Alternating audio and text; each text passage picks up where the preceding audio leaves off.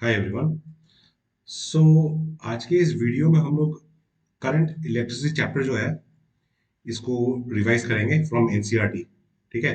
Again this video is for twelfth appearing students and students जो NEET या JEE की तैयारी कर रहे हैं उनको भी तो ये एनसीईआरटी इग्नोर नहीं करना है। ठीक है। तो एनसीईआरटी का पूरा हर चीज का एक बार एक शॉर्ट डिस्कशन। ठीक है। One short video. सो चैप्टर स्टार्ट होता है आपका जो इंट्रोडक्शन पार्ट है। अब इंट्रोडक्शन पार्ट में देखिए, पढ़ना तो सब कुछ है हमको यहाँ पे। ठीक है।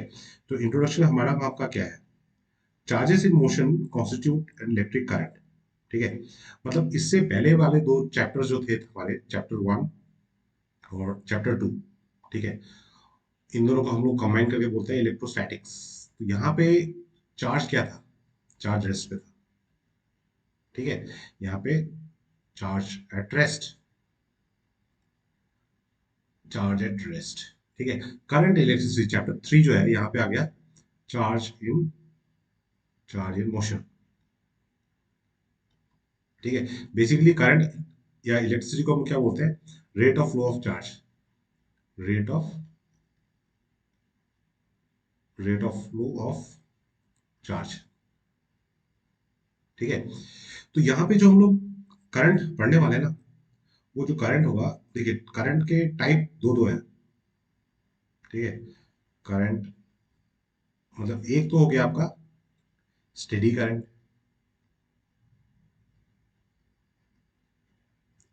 और एक हो गया आपका वेरिएबल करंट। ठीक है। अब वेरिएबल करंट में भी एक स्पेसिफिक टाइप है, वो उसको बोलते हैं ऑल्टरनेटिंग करंट।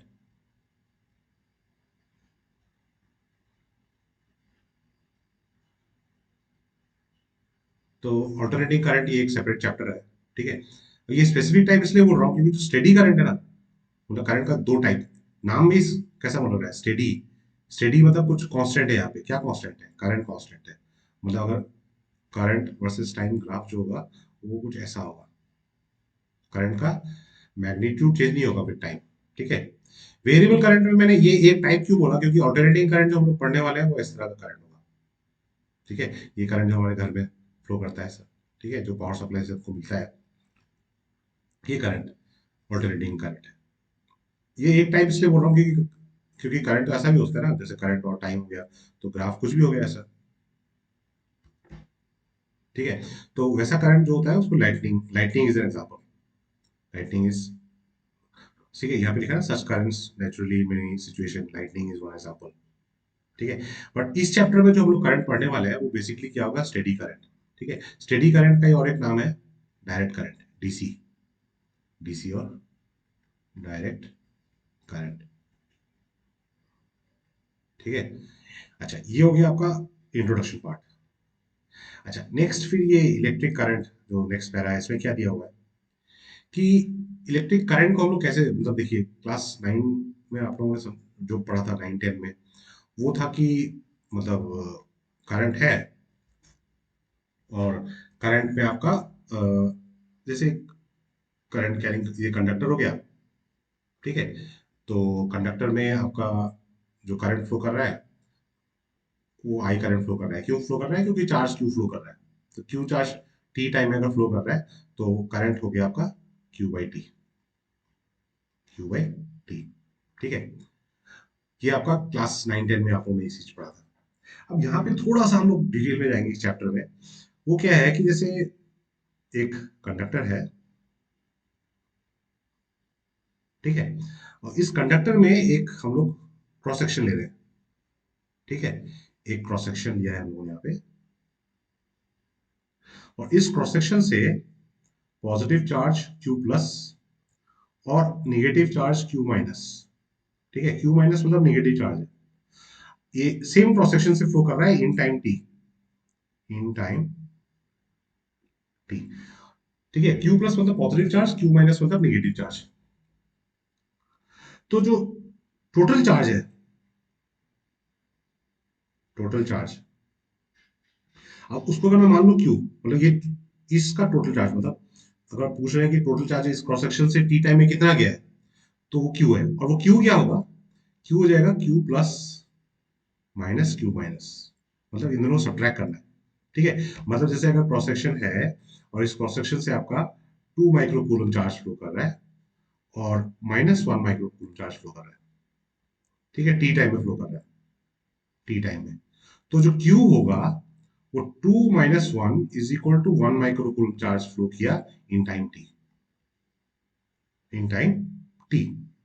ठीक है, तो अगर ये स्टेडी करंट है, ठीक है, अगर ये स्टेडी करंट है तो उस करंट का कंडीशन क्या होगा कि स्टेडी करंट के लिए जो Q है, ये जो टोटल चार्ज है, वो Q प्रोपोर्शनल टू T होगा।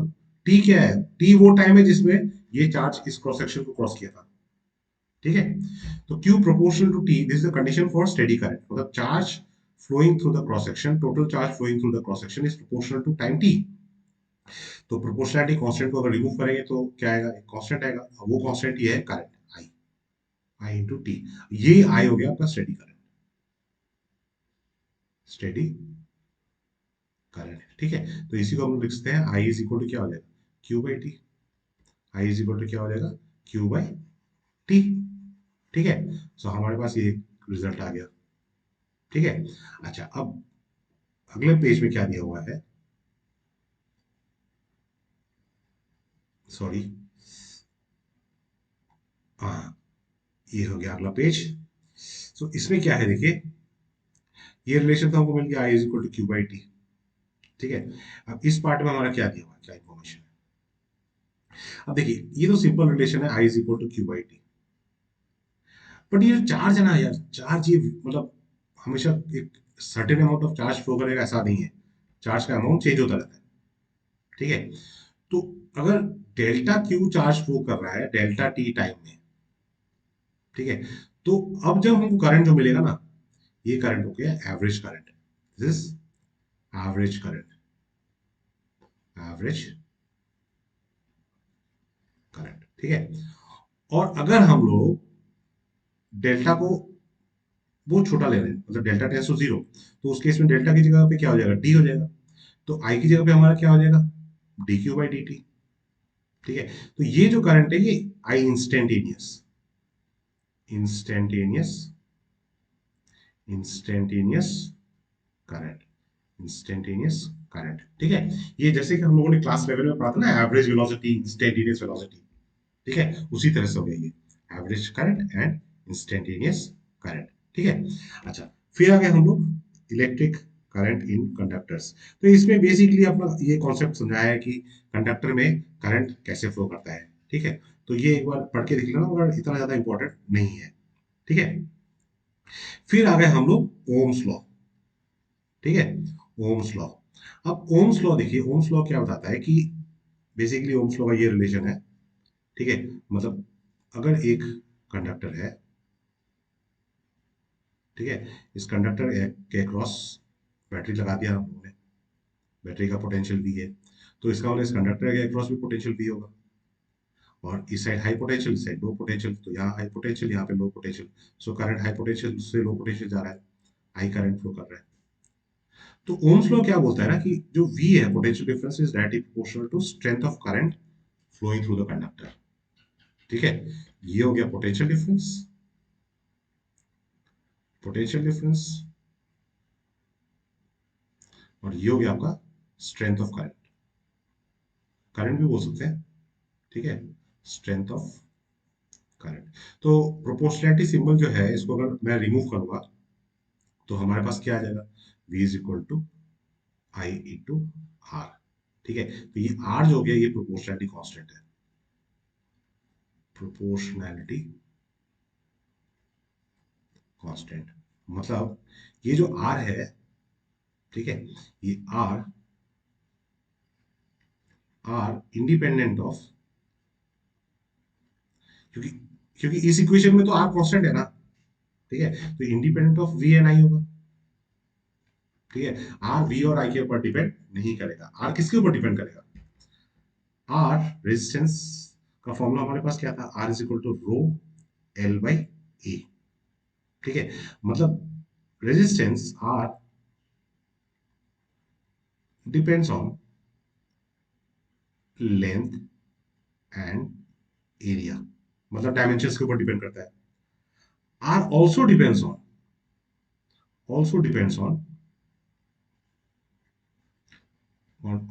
टेम्परेचर।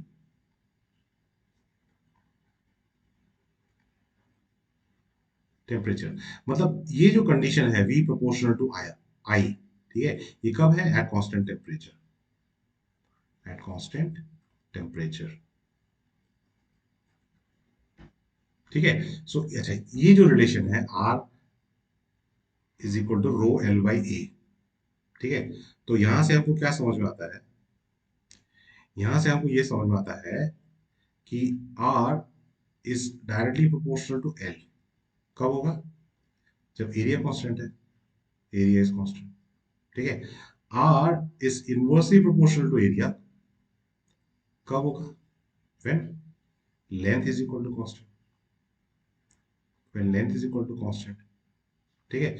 ये चीज इंपॉर्टेंट है, ठीक है। एक बार मैं फिर से इसको समराइज करता हूँ, ठीक है, चिंता की बात नहीं है। देख लीजिए कि R इज इक्वल टू हम लोगों ने लिखा रो एल बाई ए, ठीक है। तो यहाँ पे R प्रोपोर्शनल टू L हो गया, तब कब है? जब एरिया कांस्टेंट है। R inversely proportional to area, ये कब है? जब L कांस्टेंट है, L कांस्टेंट है, ठीक है।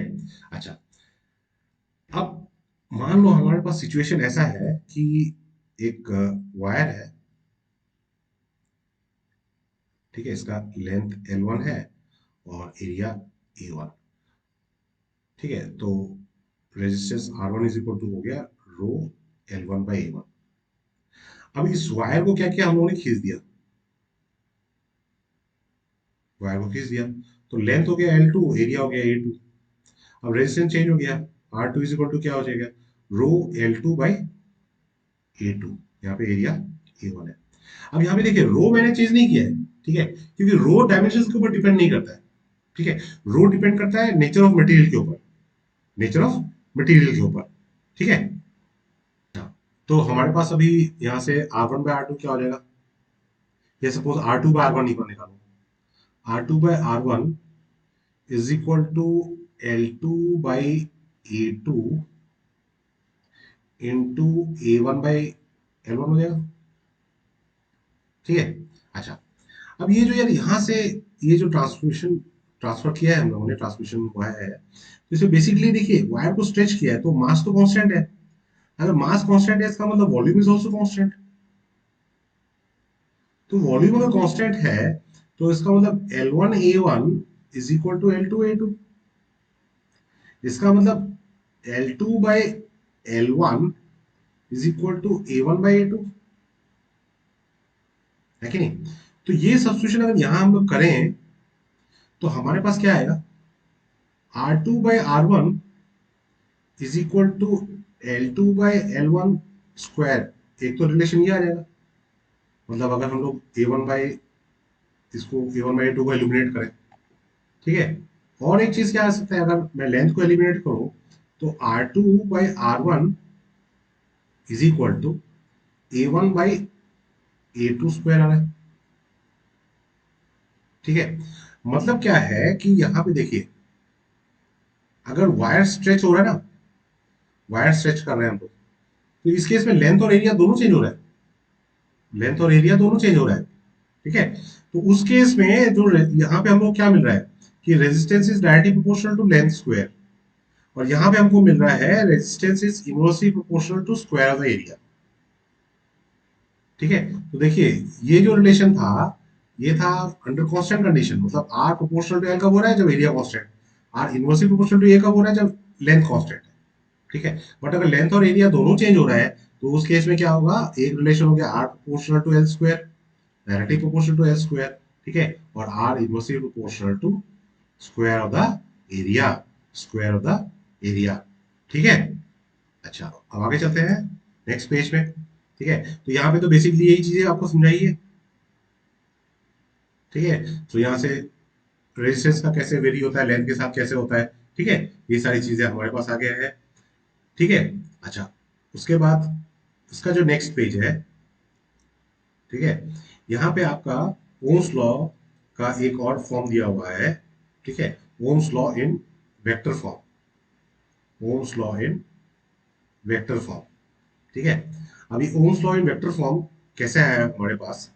देखिए, हमारे पास था V is equal to current into resistance, voltage equal to current into resistance. ठीक है। अच्छा, R क्या है? R है हमारे पास rho times L by, L हो गया लेंथ और ये हो गया cross section area. So this implies V is equal to I rho L by. ठीक है। अच्छा, अब ये जो L है इसको अगर मैं यहां पे लेके आऊं तो ये V बाई एल हो जाएगा। V by L is equal to I by A into rho. ठीक है। अब देखिए यहाँ पे ये एक्सप्रेशन को थोड़ा सा हमको ऑब्जर्व करना अच्छी तरह से। ये जो V बाई एल है, ये क्या है? Potential difference per unit length, that is electric field, that is electric field. और यहाँ पे जो ये टर्म है ना आई बाई ए, ये एक नया टर्म आया है, इसको बोलते हैं हम लोग current density. Current density.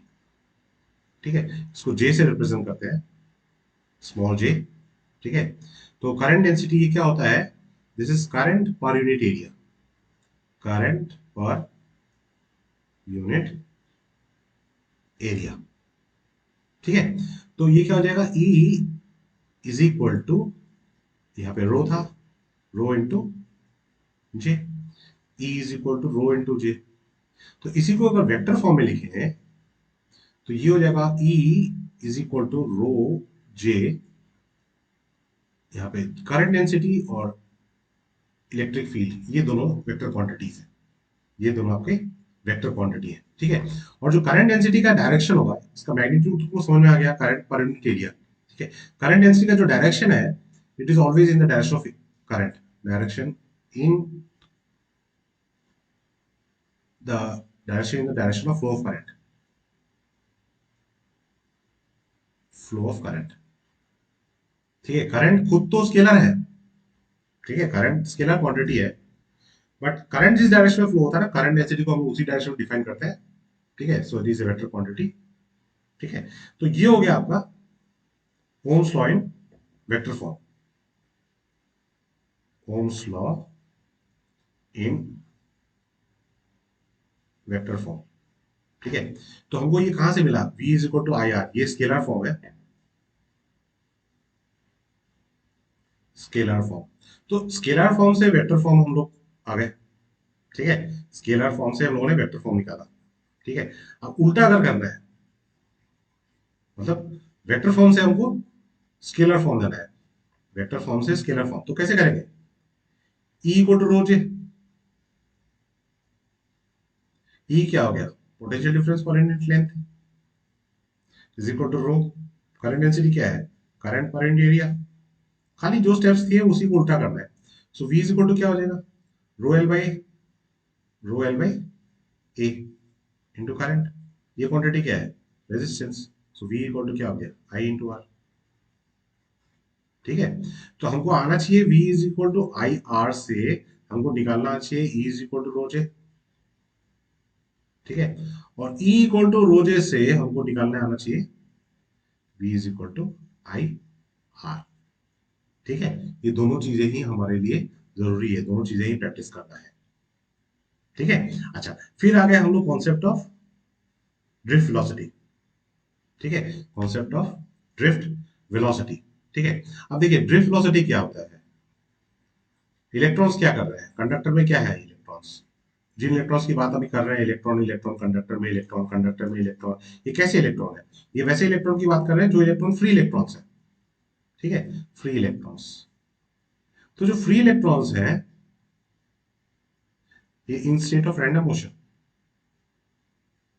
State of random motion. ठीक है। अच्छा, जैसे ही अब मतलब अगर एक कंडक्टर है तो कंडक्टर में जितने भी फ्री इलेक्ट्रॉन्स हैं वो रैंडम मोशन में है। ठीक है, तो ये एक जो मोशन का डायरेक्शन दिया हुआ है। ठीक है, अब फिर क्या किया हम लोगों ने, पोटेंशियल का सोर्स लगा दिया है, प्लस माइनस। ठीक है, तो यहाँ पे हाई पोटेंशियल हो गया, ये लो पोटेंशियल हो गया। तब क्या होगा, जो इलेक्ट्रॉन्स है they will start drifting opposite to direction of electric field. अब देखिए यहाँ पे हाई पोटेंशियल, यहाँ पे लो पोटेंशियल, तो इलेक्ट्रिक फील्ड का डायरेक्शन कैसा होगा? इलेक्ट्रिक फील्ड का डायरेक्शन तो हमेशा हाई पोटेंशियल से लो पोटेंशियल का डायरेक्शन होगा। तो जो इलेक्ट्रॉन्स है वो इलेक्ट्रिक फील्ड के ऑपोजिट डायरेक्शन में ड्रिफ्ट करेंगे। ठीक है, तो अगर हम लोग एक इलेक्ट्रॉन का वेलोसिटी लें, v1 is equal to u1 plus A into t1। अब ये क्या वेलोसिटी है, देखिए ये है, मतलब जब u इनिशियल वेलोसिटी, जब पोटेंशियल अप्लाई नहीं किया है, और ये वेलोसिटी है जब पोटेंशियल अप्लाई कर दिया है। ए हो गया एक्सेलरेशन, टी हो गया टाइम। अब ये टाइम कौन सा टाइम है, देखिए अब इलेक्ट्रॉन यहाँ से यहाँ पे गया, यहाँ जाके तो टक्कर मार दिया ना, दूसरे कोलिजन होने का उसका डायरेक्शन चेंज हो गया। तो u वेलोसिटी है, हम लोग जो लिखते हैं ना v is equal to U plus A T, मतलब u वेलोसिटी t टाइम के बाद v हो जाता है। तो यहाँ पे सिमिलरली u1 वेलोसिटी v1 हो गया है, कब? t1 टाइम पे। तो ये एक इलेक्ट्रॉन के लिए।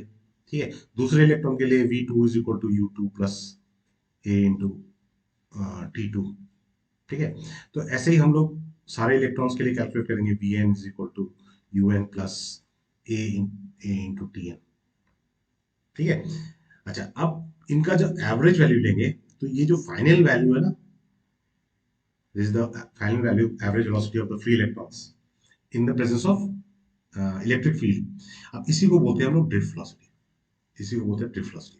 अब ये जो वेलोसिटी है u1 u2 un, ये तो था इनिशियल वेलोसिटी। अब ये तो यार रैंडम मोशन में था ना, तो इनका एवरेज वेलोसिटी क्या होगा? जीरो होगा। ये क्वांटिटी तो जीरो। ठीक है, अब एक्सेलरेशन देखिए। अब एक्सेलरेशन का अगर बात देखें, तो एक्सेलरेशन होता है फोर्स बाय मास। फोर्स हो गया q into E divide by mass.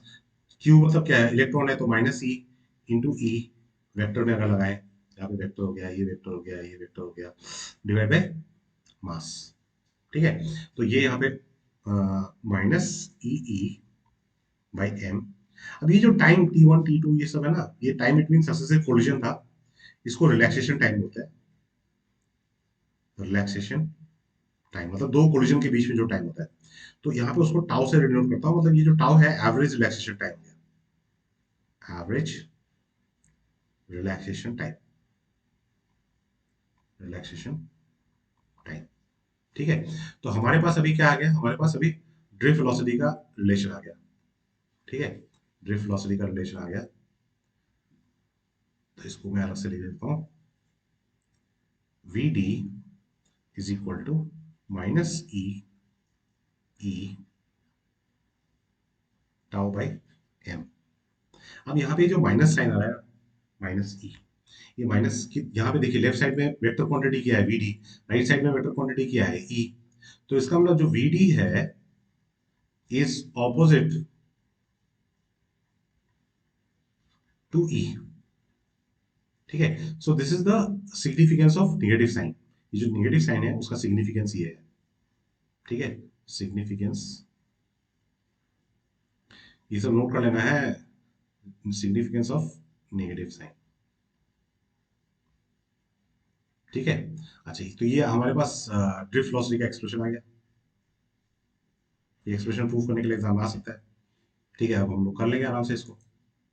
ठीक है, अच्छा फिर आ गया एक important relation, relation between current and drift velocity. ठीक है, अब देखिए करंट हो गया चार्ज डिवाइड बाय टाइम।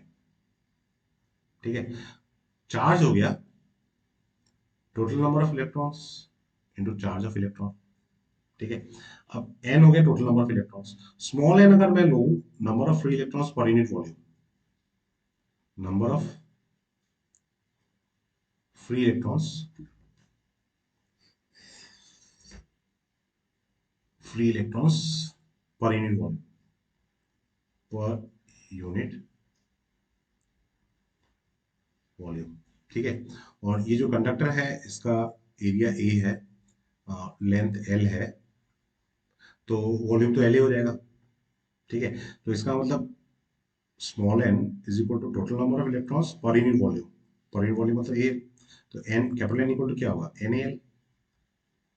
ठीक है, तो ये एक्सप्रेशन क्या हो जाएगा, NaL × E। ठीक है, अब ये Q का वैल्यू यहाँ पे अगर सब्स्टिट्यूट करें तो I is equal to NaLe, ठीक है, डिवाइड बाई टी। अब ये L बाई टी क्या है, डिस्टेंस डिवाइड बाई टाइम, यही तो एवरेज वेलोसिटी है, Vd। So I is equal to क्या हो जाएगा, I is equal to NaVd E। ठीक है, तो this is the relation between strength of current and drift velocity. ये भी एक इंपॉर्टेंट रिलेशन है, कई बार एग्जाम आ चुका है। ठीक है, कई बार एग्जाम आ चुका है। ओके, अच्छा, अब देखिए ये जो यहाँ पे इसको थोड़ा सा आगे बढ़ते हैं हम लोग, इसको लिख दिया मैंने आई बाई, ये मतलब ए को मैं नीचे यहाँ आई करंट के नीचे ले आया, is equal to N E. Drift velocity का एक्सप्रेशन हमारे पास क्या था, हमने प्रूफ किया था V T is equal to minus E E tau by M. तो अगर सिर्फ मैग्नीट्यूड लूँ तो ये ई टाउ बाई एम आएगा, तो इसको यहाँ पे सब्स्टिट्यूट कर दिया, E E tau by M. ठीक है, ये आई बाई ए क्या होता है, current density. So current density is equal to N E square E tau by M. ठीक है, अच्छा, E इज इक्वल टू हम लोगों ने क्या लिखा था, Ohm's law in vector form में, E equal to rho into J. ठीक है, यहां से हमारे पास E का वैल्यू कितना आएगा, यहां से हम लोग लिखते हैं E is equal to m by N E square tau into J. अब इन दोनों को अगर कंपेयर करें तो इसका मतलब रो इज इक्वल टू कितना हो गया, m by N E square tau. ये जो डिनोमिनेटर में ये जो क्वांटिटी है, rho is equal to m by N E square tau. तो ये आपका रेजिस्टिविटी का एक्सप्रेशन आ गया। ठीक है, सिग्मा होता है रेसिप्रोकल ऑफ रेजिस्टिविटी, तो सिग्मा इक्वल टू 1/ρ। तो यहाँ से हम लोग सिग्मा का वैल्यू निकाल सकते हैं, ये कितना हो जाएगा, N E square tau by M. ठीक है, अच्छा, तो ये आपका यहाँ पे ये प्रूफ किया हुआ है। ठीक है, इक्वेशन नंबर 3.23 एनसीईआरटी का। ठीक है, अच्छा, तो उसके बाद नेक्स्ट टर्म जो है वो हो गया आपका मोबिलिटी। ठीक है, ये एक्सप्रेशन याद रखना, डेफिनेशन याद रह जाएगा। न्यूमरेटर में क्या है, मैग्नीट्यूड ऑफ ड्रिफ्ट वेलोसिटी, नीचे क्या है, इलेक्ट्रिक फील्ड।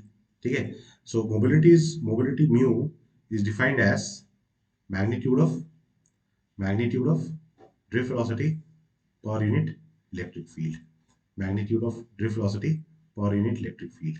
ठीक है, ये हो गया डेफिनेशन ऑफ मोबिलिटी। फिर आ गया आपका ये वाला एक्सप्रेशन। ठीक है, ये हो गया आपका एक्सप्रेशन। ठीक है, फिर ऐसा यूनिट ऑफ मोबिलिटी क्या है, M square divide by volt second. ठीक है, अच्छा, फिर ये हो गया आपका ड्रिफ्ट वेलोसिटी का एक्सप्रेशन। तो इसको अगर सब्स्टिट्यूट करते हैं, देखिए मोबिलिटी आ गया हमारा magnitude of drift velocity per unit electric field. अब magnitude of drift velocity is E tau by M. तो इसका मतलब drift velocity divide by electric field कितना हो जाएगा, ई टाउ बाय एम। ठीक है, ये क्वांटिटी क्या है, ये क्वांटिटी मोबिलिटी है। तो इसका मतलब मोबिलिटी क्या हो गया, E tau by M. Mobility हो गया E tau by M. Mobility inversely proportional to mass, कोई बड़ी बात नहीं है, हमको कॉमन सेंस पता है, मास ज्यादा होगा तो मोबिलिटी कम होगा। ठीक है, अच्छा, फिर आ गए हम लोग लिमिटेशंस ऑफ ओम्स लॉ। ठीक है, लिमिटेशंस ऑफ ओम्स लॉ।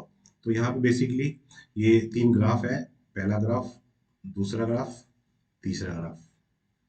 ठीक है, ये तीन ग्राफ ड्रॉ करने के लिए आपको आएगा अगर limitation of Ohm's law explain करना है। क्योंकि हम लोगों ने क्या बोला, ये जो पहला ग्राफ क्या बोल रहा है, मतलब देखिए v प्रोपोर्शनल टू आई था, दो क्वांटिटी का डायरेक्टली प्रोपोर्शनल है तो उनके बीच में स्ट्रेट ग्राफ कैसा होता है, स्ट्रेट लाइन होता है,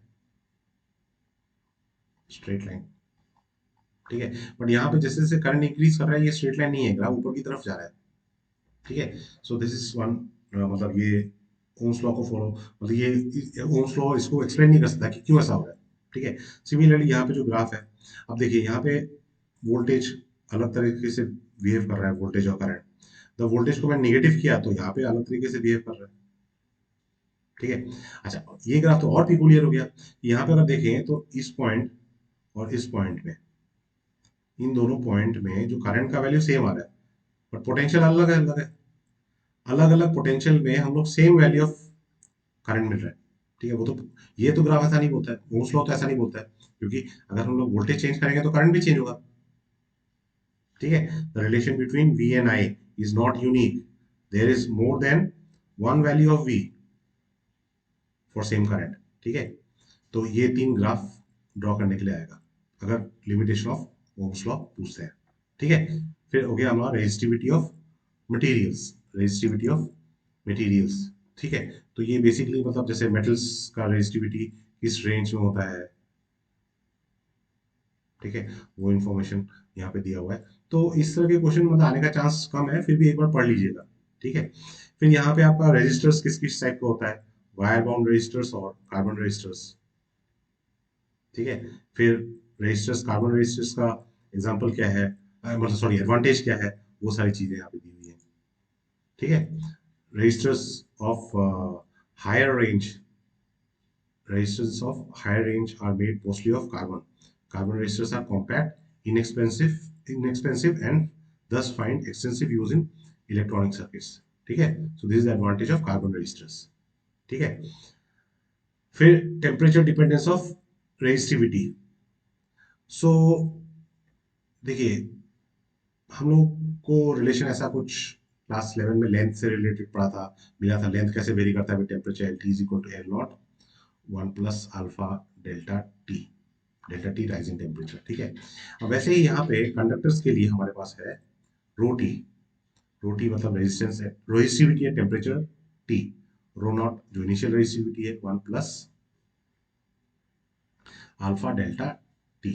ठीक है, ये अल्फा जो हो गया इसको बोलते हैं temperature coefficient, temperature coefficient of resistivity, resistivity.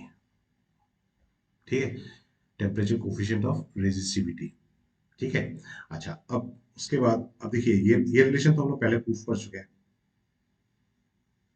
ठीक है, rho is equal to M by N E square tau. ठीक है, कंडक्टर के लिए, कंडक्टर के लिए rho inversely proportional to tau होगा। ठीक है, सेमी कंडक्टर के लिए, semi conductor rho inversely proportional to N होगा। यहाँ पे टाउ चेंज नहीं होता है, यहाँ पे एन चेंज नहीं होता है। ठीक है, अच्छा, रो इनवर्सली प्रोपोर्शनल टू टाउ हो गया, तो अगर टेम्परेचर इंक्रीज करेंगे तो जो फ्री इलेक्ट्रॉन्स है वो फास्ट मूव करेगा, फास्ट मूव करेगा, तो जो रिलैक्सेशन टाइम है, एवरेज रिलैक्सेशन टाइम, वो क्या होगा, डिक्रीज होगा। तो इसका मतलब रेजिस्टिविटी क्या हो जाएगा, इंक्रीज हो जाएगा। तो कंडक्टर में इसीलिए हम लोग बोलते हैं टेम्परेचर इंक्रीज करने से रेजिस्टिविटी इंक्रीज होगा, रेजिस्टिविटी इंक्रीज होगा तो रेजिस्टेंस भी इंक्रीज होगा, क्योंकि R is equal to rho L by A. तो अगर रेजिस्टिविटी इंक्रीज कर रहा है तो रेजिस्टेंस भी तो इंक्रीज करेगा, है कि नहीं। अच्छा, सेमीकंडक्टर में क्या होता है, सेमीकंडक्टर में देखिए यहाँ पे ये ग्राफ भी दिया हुआ है रेजिस्टिविटी कॉपर के लिए, टेम्परेचर इंक्रीज हो रहा है तो रेजिस्टिविटी भी इंक्रीज हो रहा है। ठीक है, ये ग्राफ एलॉय के लिए है, बट यहाँ पे भी इंक्रीज ही हो रहा है, एलॉय के लिए भी इंक्रीज हो रहा है, बट ये इंक्रीज हो रहा है लीनियर हो रहा है, स्ट्रेट लाइन हो रहा है। ठीक है, सेमी कंडक्टर, कंडक्टर में हम लोग क्या देख रहे हैं कि टेम्परेचर इंक्रीज कर रहा है, इस डायरेक्शन में टेम्परेचर इंक्रीज हो रहा है, तो रेजिस्टिविटी क्या हो रहा है, डिक्रीज हो रहा है। ठीक है, वो क्यों होता है, क्योंकि अब टेम्परेचर यहाँ पे इंक्रीज जब करेंगे, ठीक है, तब सेमीकंडक्टर में क्या होता है, कोवलेंट बॉन्ड होता है। अब ये बॉन्ड तो कोई बहुत वीक बॉन्ड होते हैं, तो टेम्परेचर इंक्रीज करने से ये कोवलेंट बॉन्ड टूटेगा, टूटेगा तो फ्री इलेक्ट्रॉन्स इंक्रीज होंगे, है कि नहीं। तो number of free electrons per unit volume ये क्या हो जाएगा, ये तो इंक्रीज हो जाएगा। तो एन अगर इंक्रीज हो रहा है तो रेजिस्टिविटी क्या हो जाएगा, रेजिस्टिविटी डिक्रीज होगा, तो इसलिए ये ग्राफ है, टेम्परेचर इंक्रीज हो रहा है, रेजिस्टिविटी डिक्रीज हो रहा है। ठीक है, अच्छा, उसके बाद आ गया इलेक्ट्रिक एनर्जी एंड पावर। ठीक है, तो पावर का ये रिलेशन प्रूफ करने के लिए आ सकता है, P is equal to I square R, या P is equal to I square R, या P is equal to V square by R. ठीक है, ये पावर का रिलेशन हो गया। ठीक है, ये प्रूफ करने के लिए आ सकता है। ठीक है, तो ये आपका प्रूफ दिया हुआ है, सिंपल प्रूफ है। ठीक है, बट यहाँ पे आपको प्रूफ तो समझ में आ जाएगा, बट एक डाउट कभी कभी आपका होता है कि देखिए यहाँ पे हम लोग बोल रहे हैं कि power directly proportional to R, यहाँ पे बोल रहे हैं power inversely proportional to R. तो ये चक्कर क्या है? चक्कर ये है कि power directly proportional to R कब हो रहा है? जब आई कांस्टेंट है। ठीक है, आई कांस्टेंट कब होता है? सीरीज में होता है। ठीक है, तो सीरीज में हम लोग को ये रिलेशन है। ठीक है, पैरेलल में वोल्टेज कांस्टेंट होता है। ठीक है, voltage is constant in parallel connection. तो पैरेलल कनेक्शन के लिए power inversely proportional to R होगा। ठीक है, इनवर्सली प्रोपोर्शनल टू आर होगा। फिर आपका यहाँ पे डिस्कशन किया है कि what is the advantage of this sending current in high voltage, मतलब हाई वोल्टेज में सेंड करने से पावर लॉस कैसे मिनिमाइज होता है। ठीक है, तो यहाँ पे जो ये रिलेशन दिया हुआ है, अब वोल्टेज जितना ज्यादा होगा, हाई वोल्टेज होगा, तो ये ट्रांसमिशन में जो पावर लॉस होगा पीसी, उतना ही लो होगा। ठीक है, so that is the advantage of sending electric current in high voltage. ठीक है, फिर ये वाला पार्ट तो सिलेबस से डिलीट कर दिया है, तो हमको बिल्कुल नहीं देखना ये सब। ठीक है, फिर आ गए हम लोग cell's EMF and internal resistance. ठीक है, cell's EMF and internal resistance. तो बेसिकली देखिए, अगर एक सेल है, ठीक है, और इसके अक्रॉस हम लोग पोटेंशियल मेजर कर रहे हैं। ठीक है, तो अगर ओपन सर्किट है तो जो पोटेंशियल डिफरेंस होगा उसको बोलते हैं ईएमएफ। ईएमएफ, ठीक है, और अगर क्लोज सर्किट है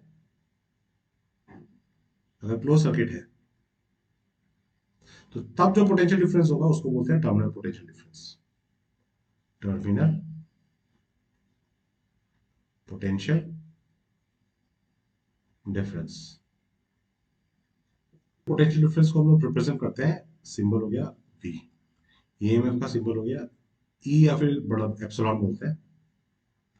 ठीक है, बोलते हैं E, असल में लिखते हैं ऐसे ही।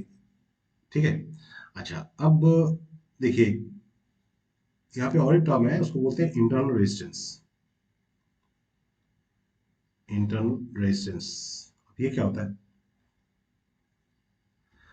मतलब एक सेल अगर है, ठीक है, सेल अगर है तो सेल में जब करंट फ्लो करेगा तो बाहर तो वायर से फ्लो कर रहा है, वायर में।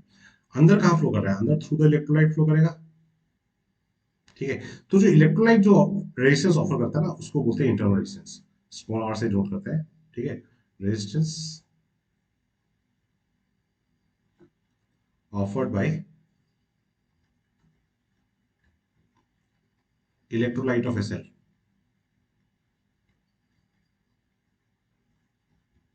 ठीक है, और इनके बीच में रिलेशन क्या है? रिलेशन हो गया आपका E is equal to V plus I into R. I हो गया करंट इन द सर्किट। ठीक है, और अगर एक्सटर्नल रेजिस्टेंस यहाँ पे जैसे सर्किट में आर दिया हुआ है, तो उस केस में आई इज इक्वल टू हो जाएगा E divide by R plus R. R plus R. ठीक है, अच्छा, अब यहाँ पे देखिए करंट मैक्सिमम कब होगा, ये आपका नेक्स्ट पेज में चीज दिया हुआ है कि the maximum current is drawn when capital R equal to zero. मतलब एक ये सर्किट है, ये सेल है, ये उसका इंटरनल रेजिस्टेंस है, ये की है, ये की हो गया, ये इंटरनल रेजिस्टेंस हो गया, सेल का ईएमएफ ई है, एक्सटर्नल रेजिस्टेंस आर है, करंट आई फ्लो कर रहा है। ठीक है, तो ये आर और एक्सटर्नल रेजिस्टेंस आर सीरीज में है, तो I is equal to E divide by R plus R हो गया। R plus R. ठीक है, अच्छा, अब देखिए सेल को अगर मैं शॉर्ट सर्किट कर दूं ना, ये जो आर ये बाहर लिखा है बट एक्चुअली ये सेल के अंदर ही है। ठीक है, तो सेल अगर ऐसे ड्रॉ किया है, मतलब सेल को मैंने शॉर्ट सर्किट किया है, पॉजिटिव निगेटिव को ड्रॉ कनेक्ट कर दिया है। शॉर्ट सर्किट करूंगा तो ये सर्किट में रहेगा नहीं, तो आर इक्वल टू जीरो हो जाएगा। ठीक है, तो उस केस में ये डिनोमिनेटर मिनिमम हो गया, ये क्वांटिटी तो जीरो हो गया, तो करंट इसका मैक्सिमम होगा। तो आई मैक्स इक्वल टू कितना होगा? E divide by R. कब होगा? External resistance is equal to zero, मतलब सेल को शॉर्ट सर्किट किया है। ठीक है, घर में जो बैटरी है ना, इन्वर्टर का जो बैटरी है, उसको शॉर्ट सर्किट करने से कभी कभी पॉजिटिव निगेटिव को कनेक्ट करने से स्पार्क प्रोड्यूस होता है। ठीक है, तो मतलब करंट ज्यादा आ रहा है तब। तो स्पार्क अगर है तो उसका मतलब सेल अभी अलाइव है, स्पार्क नहीं है तो मतलब सेल डेड हो गया। ठीक है, ये खुद करके देखना नहीं, ये इलेक्ट्रिशियन का काम है, बट जस्ट बता रहा हूँ कि सेल्स को शॉर्ट सर्किट करने से करंट हमेशा मैक्सिमम फ्लो करता है सेल से। ठीक है। अच्छा, फिर आ गया cells in series and parallel, grouping of cells. ठीक है, सो पहला इन्होंने एग्जांपल दिया, फर्स्ट केस जो डिस्कस किया है वो सेल्स इन सीरीज का है। ठीक है, सेल्स इन सीरीज, तो सेल अगर सीरीज में है, जैसे सीरीज में है, तो जो इक्विवेलेंट ईएमएफ हो जाएगा, इक्विवेलेंट ईएमएफ वो हो जाएगा E1 प्लस E2। ठीक है, और इक्विवेलेंट इंटरनल रेजिस्टेंस जो होगा सीरीज में है भाई, तो क्या हो जाएगा R1 प्लस R2। ठीक है, तो इसका डेरिवेशन यहाँ पे दिया हुआ है, छोटा सा डेरिवेशन है। ठीक है। अच्छा, अगर यही चीज पैरेलल में है, ठीक है, पैरेलल में है, तो ये सर्किट दिया हुआ है। ठीक है, तो पैरेलल में अगर है तो फिर आपको इक्विवेलेंट ईएमएफ और इक्विवेलेंट इंटरनल रेजिस्टेंस प्रूफ करने के लिए आ सकता है। ठीक है, तो ये एक बार आप लोग प्रैक्टिस करके देख लीजिएगा। ठीक है, ये इक्विवेलेंट ईएमएफ का रिलेशन है, ये इक्विवेलेंट इंटरनल रेजिस्टेंस का रिलेशन है। ठीक है, ये प्रूफ करने के लिए मगर आ सकता है। ठीक है, ये रिलेशन प्रूफ करके देखना है। फिर आगे आपको कर्चॉफ रूल, कर्चॉफ रूल सर्किट को सॉल्व करने के लिए यूज होता है। ठीक है, बेसिकली हमारे पास दो रूल है। ठीक है, एक रूल हो गया आपके पास जंक्शन रूल। ठीक है, जंक्शन रूल, एक हो गया आपके पास लूप रूल। ठीक है, junction rule, at any junction the sum of current entering the junction is equal to sum of current leaving the junction. ठीक है, मतलब incoming current is equal to outgoing current. ठीक है, ये किस लॉ को फॉलो करता है? Conservation of charge, conservation of charge. ठीक है, सेकेंड रूल जो लूप रूल है वो क्या होता है? Algebraic sum of changes in potential around any close loop involving resistors and cells in the loop is zero. मतलब एक क्लोज लूप है, वहां पे रेजिस्टर्स सेल्स ये सब है, तो यहाँ पे हम लोग अगर पोटेंशियल डिफरेंस को मेजर करेंगे, ठीक है, क्लोज लूप में, क्लोज किसी भी क्लोज लूप को लेंगे, और जितने भी कंपोनेंट है उसमें जो पोटेंशियल डिफरेंस है उनको कैलकुलेट करें और फिर ऐड करेंगे, तो ऐड करेंगे तो सम कितना आ जाएगा? जीरो आ जाएगा। सम कितना आ जाएगा? जीरो आ जाएगा। ठीक है।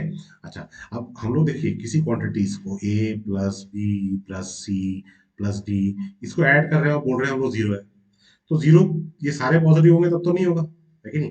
तो या इसमें से कुछ क्वांटिटीज पॉजिटिव होंगे, कुछ क्वांटिटीज पॉजिटिव होंगे और कुछ क्वांटिटीज निगेटिव होंगे। अब ये पॉजिटिव निगेटिव कैसे लेना है? कुछ कंडीशंस होंगे। कंडीशन क्या है होगा लूप रूल के लिए?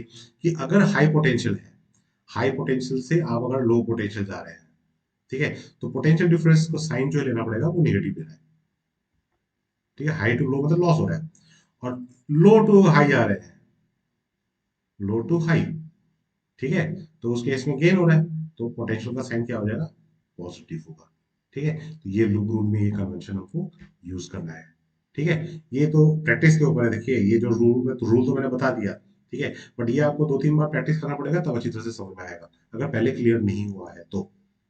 ठीक है, तो यहाँ पे जैसे एक क्वेश्चन दिया हुआ है, एग्जाम्पल मतलब सॉल्व एग्जाम्पल, एग्जाम्पल 6.6, अब ये एग्जाम में आ चुका है। ठीक है, पहले भी आ चुका है एग्जाम में। तो यहाँ पे बेसिकली देखिए सारे रजिस्टर्स इक्वल रजिस्टर्स है। ठीक है, तो यहाँ पे करंट 3i है, करंट इक्वल डिस्ट्रीब्यूट हो गया, ऊपर आई गया, इस साइड आ गया, आई गया, इधर आई गया, तो अल्टीमेटली मतलब किस ब्रांच में कितना करंट है वो सब दिया हुआ है हमारे पास, वो कोई प्रॉब्लम नहीं है हमारे पास। ठीक है, तो हमको निकालना है determine the equivalent resistance of the network. ठीक है, equivalent resistance of the network. ठीक है, अब देखिए मैं यहाँ पे पाथ मार्क करूंगा, आप लोग उसको देखिएगा कि पाथ मैं कौन सा ले रहा हूँ, ये ले रहा हूँ, फिर ये ले रहा हूँ, फिर ये ले रहा हूँ, फिर यहाँ से ऐसे गए, यहाँ से ऐसे गए, ये ऐसे गए, फिर ऐसे गए, फिर ऐसे गए, फिर यहाँ से ऐसे चले आए, ये लूप में ले रहा हूँ। ठीक है, इस लूप में मैं लूप रूल यूज करूंगा। ठीक है, लूप रूल यूज करूंगा, तो देखते हैं कैसे करते हैं। ठीक है, तो अब यहाँ बैटरी में हम लोग निगेटिव से पॉजिटिव जा रहे हैं, मतलब निगेटिव से पॉजिटिव मतलब गेन हो रहा है, तो लो टू हाई जा रहे हैं, गेन हो रहा है, तो +10 वोल्ट। ठीक है, +10 हो गया। ठीक है, फिर यहाँ गए, अब यहाँ से आई करंट फ्लो कर रहा है। ठीक है, आई करंट फ्लो कर रहा है, रेजिस्टेंस कितना है? रेजिस्टेंस आर है। ठीक है, आर का वैल्यू यहाँ पे दिया हुआ है 1 ओम। ठीक है, तो रेजिस्टेंस आर इक्वल टू 1 ओम ले ही लेते हैं, यहाँ पे हम क्या टाइम वेस्ट करने का जरूरत है। ठीक है, तो आई करंट जा रहा है। अब करंट देखिए, करंट हमेशा हाई पोटेंशियल से लो पोटेंशियल जाता है। ठीक है, हाई टू लो मतलब लॉस। करंट जिस डायरेक्शन में आ रहा है उसी डायरेक्शन में जाएंगे तो लॉस होगा। सो माइनस करंट हो गया आई इंटू रेजिस्टेंस हो गया 1। ठीक है, फिर हम लोग यहाँ पहुंच गए। ठीक है, अब यहाँ पर हम लोग हैं, तो यहाँ आई बाई टू करंट हो गया। सो minus I by two resistance 1। ठीक है, फिर यहाँ पे फिर आई करंट हो गया इस पार्ट में। ठीक है, यहाँ पे आई करंट। सो फिर करंट के डायरेक्शन में जा रहे हैं तो लॉस होगा। So minus I into 1 is equal to 0, is equal to 0। ठीक है, अच्छा एक इक्वेशन तो ये आ गया। एक इक्वेशन क्या हो जाएगा, देखिए ईएमएफ कितना था 10 वोल्ट।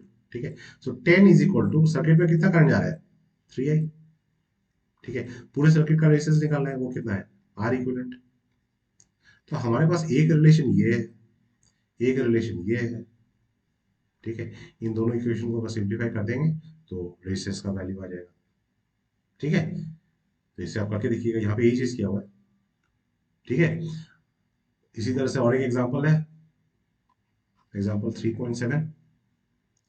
ठीक है, फिर आगे हम लोग Wheatstone bridge principle, Wheatstone bridge principle practicals में भी किया था हम लोगों ने। ठीक है, तो बेसिकली हमारे पास एक, दिस इज द अरेंजमेंट, ये जो अरेंजमेंट है इसी को बोलते हैं Wheatstone bridge arrangement, Wheatstone bridge circuit. इसमें 4 रेजिस्टर्स हैं। ठीक है, कुछ नाम दे दिया है, कुछ यहाँ पे R1, R2, R3, R4। ठीक है, यहाँ पे एक गैल्वेनोमीटर लगा है, यहाँ पे बैटरी लगा है। ठीक है, तो अगर बैलेंस कंडीशन है,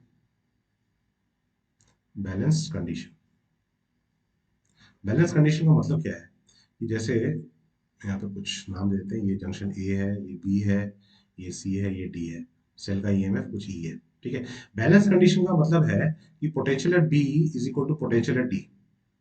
मतलब गैल्वेनोमीटर से करंट फ्लो नहीं करेगा तो I G is equal to 0।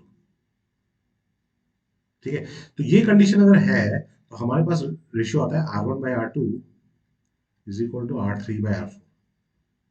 ठीक है, इसी को बोलते हैं, इस पूरी चीज को बोलते हैं Wheatstone bridge principle, Wheatstone bridge principle, Wheatstone bridge principle. ठीक है, तो ये कार्चॉफ रूल यूज करके प्रूफ किया है। ठीक है, तो ये प्रूफ भी इंपॉर्टेंट है, ये आपको एक बार देख लेना। ठीक है, अच्छा फिर आगे हम लोग metre bridge. So metre bridge is basically a device which is used to measure unknown resistance. ठीक है, अननोन रेजिस्टेंस मेजर करते हैं। ठीक है, कौन से प्रिंसिपल में काम करता है, व्हीटस्टोन ब्रिज प्रिंसिपल में काम करता है। क्यों, देखिए यहाँ पे एक रेजिस्टेंस आर हो गया, एक रेजिस्टेंस एस हो गया, सर्किट में दिया हो ना ये आर और एस। ठीक है, नीचे जो 1 मीटर लंबा वायर है, यहाँ पे आपका गैल्वेनोमीटर है, गैल्वेनोमीटर, गैल्वेनोमीटर आके यहाँ पे बैलेंस करता है। यहाँ पे आप लोगों ने सेल लगाया है या बैटरी लगाया है, तो ये कुछ ए है, ये सी है, ये कुछ जे है। तो ये जो पार्ट है, इस पार्ट का रेजिस्टेंस अगर हम लोग मान ले R1, इस पार्ट का रेजिस्टेंस हम लोग मान ले R2। तो गैल्वेनोमीटर तो नल डिफ्लेक्शन में हम लोग ये जे पॉइंट निकालते हैं ना, गैल्वेनोमीटर का नल डिफ्लेक्शन पॉइंट यहाँ पे ढूंढते हैं। तो ये तो मीटर मीटर ब्रिज जो है, मीटर व्हीटस्टोन ब्रिज की तरह लग रहा है कि नहीं लग रहा है, व्हीटस्टोन ब्रिज भी तो ऐसा था, है कि नहीं, बीच में गैल्वेनोमीटर हो गया और यहाँ पे आपका बैटरी आ गया। ठीक है, तो यहाँ हम लोग R by S is equal to R1/R2 लिखते हैं, Wheatstone bridge principle. But resistance is proportional to length, तो इसका मतलब ये लेंथ, अगर ये लेंथ एल है तो ये लेंथ कितना होगा 100/L, क्योंकि ये पूरा ए से बी तक कितना लेंथ था, ए से सी तक आपका 100 मीटर, 100 सेंटीमीटर था, 1 मीटर लेंथ था ना, इसलिए नाम मीटर ब्रिज देते हैं। नाम क्यों मीटर ब्रिज दिया है, मतलब ये 1 मीटर लॉन्ग है, वायर होता है। और ब्रिज किस लिए, क्योंकि ये व्हीटस्टोन ब्रिज प्रिंसिपल पे है कि नहीं, व्हीटस्टोन ब्रिज प्रिंसिपल पे, तो डिवाइड बाय 100/L। तो यहाँ से हम लोग अननोन रेजिस्टेंस कैलकुलेट कर सकते हैं कि एल अगर पता है तो 100/L भी पता होगा, आर अगर पता है तो एस आ जाएगा। ठीक है। सो इसे हम लोग मीटर ब्रिज एक्सपेरिमेंट यूज करके हम लोग अननोन रेजिस्टेंस निकाल सकते हैं। ठीक है। सो अननोन रेजिस्टेंस निकालने का ये मेथड यहाँ पे डिस्कस किया है, तो ये आपका एग्जाम में अगर आएगा तो 3 मार्क्स का क्वेश्चन आ सकता है। ठीक है, वर्किंग ऑफ मीटर ब्रिज। ठीक है। एग्जाम्पल 3.9 ये बोर्ड एग्जाम में पहले आ चुका है क्वेश्चन। ठीक है। अच्छा, फिर इसके बाद हमारे पास है पोटेंशियोमीटर। ठीक है। तो पोटेंशियोमीटर में आपका पोटेंशियोमीटर क्या क्या हो सकते हैं, पोटेंशियोमीटर क्या है। ठीक है। Potentiometer why it is better than volt meter, because it is a device of infinite resistance, infinite infinite resistance। ठीक है। आइडियल वोल्ट मीटर का रेजिस्टेंस इन्फिनिटी होता है, तो मतलब पोटेंशियोमीटर जो है वो एक आइडियल वोल्ट मीटर है। ठीक है, आइडियल वोल्ट मीटर है। ठीक है। अच्छा, फिर आपका पोटेंशियोमीटर का प्रिंसिपल आ सकता है कि potential drop across a given length of potentiometer wire is proportional to length of the segment. ठीक है, प्रिंसिपल हो गया। उसके बाद एप्लीकेशन है, दो एप्लीकेशन है। एक है कंपैरिजन ऑफ ईएमएफ, और एक हो गया आपका determination of internal resistance of cell. ठीक है। तो जो एप्लीकेशन है वो अलग अलग पूछ सकते हैं, कोई एक पूछ सकता है। ठीक है, या तो पूछ लेंगे how to compare the EMF of cell, या फिर पूछ लेंगे how to determine the internal resistance of a cell. ठीक है, तो ये आपका हो गया पोटेंशियोमीटर। पोटेंशियोमीटर भी अगर एग्जाम में आएगा तो 5 मार्क्स का क्वेश्चन आएगा। ठीक है। एग्जाम्पल 3.10 ये भी बोर्ड एग्जाम में आया हुआ क्वेश्चन है। ठीक है, ये भी बोर्ड एग्जाम आ चुका है। ठीक है, शॉर्ट एग्जाम्पल सारे हमको प्रैक्टिस करने हैं। ठीक है। सो ये हो गया आपका करंट इलेक्ट्रिसिटी चैप्टर। ठीक है। तो इस वीडियो में आपको क्या क्या चीजें, मतलब देखिए कुछ चीजें अगर आपको अभी भी क्लियर नहीं है तो आप मुझे बोलिएगा। ठीक है। जैसे मैं वीडियो में बना रहा हूँ, ये वीडियो मैं आपके लिए बना रहा हूँ, अब आपके काम में नहीं आएगा तो मतलब फिर तो ये सारा एफर्ट पानी में जा रहा है। ठीक है। सो आप बताइएगा कि मतलब कैसा फीडबैक है, चीजें आपको समझ में आ रही है कि नहीं आ रही है, क्या डिफिकल्टीज है। ठीक है, और नेक्स्ट चैप्टर क्या चाहिए वो भी आप बताइएगा।